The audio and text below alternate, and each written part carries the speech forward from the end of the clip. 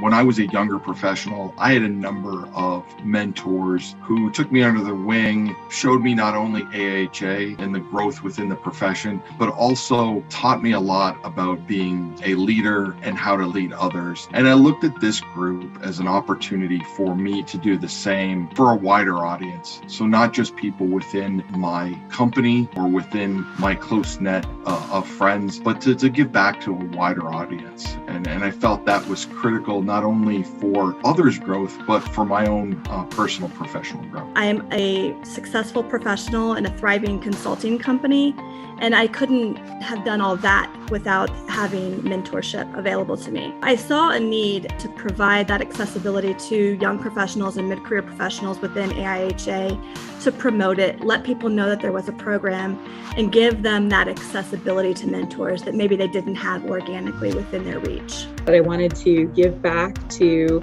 the industrial hygiene profession and wanted to see it remain viable. Seemed like one way to do that was to mentor others.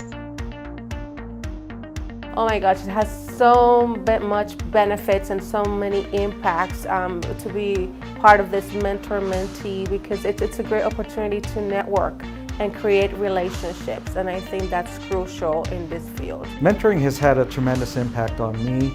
I feel that I'm doing my part to give back to the profession and to make sure that young practitioners have someone they can connect with. It's been unbelievably rewarding for me to watch my mentees go on and thrive and succeed and be successful in their own lives, make their own way in industrial hygiene and beyond. It's been a great opportunity to not only learn about others and new perspectives, but to also grow myself from seeing things from a different light. Sometimes as a seasoned professional, we get set in our ways, and I've learned a lot working with the younger professionals. Seeing things through their eyes and how they see situations has helped me, I believe, become a better professional and actually become more well-rounded as an individual. I have been connected with mentees who I probably would have not potentially even met otherwise, and certainly would not have mentored.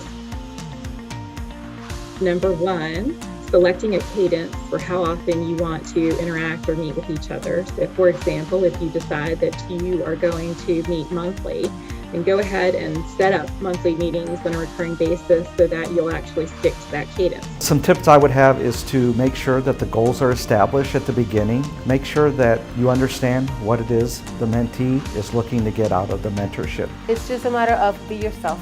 You have to be yourself. Don't worry if you feel a little bit overwhelmed or shy. As long as you start that interaction, you just be yourself, and the rest will be history. It's important to have, what are your needs? So spell them out as a mentee, even as a mentor. What do you want to get out of the program? I think it's important to spell out those things and keep them in mind as you dive further into your mentor-mentee relationship. Be fully committed to it. Jump right in. Don't be afraid of making mistakes or saying the wrong thing, because I think everybody coming into a mentoring and mentee relationship comes in with a little bit of trepidation, a little bit of nervousness. So I would say if you're on the fence, you should do it. There is no better way to grow the future of our profession than to, help build the next generation. You really contribute to their growth, and providing that mentorship is hugely important to the success of our profession. Not all mentees are young professionals.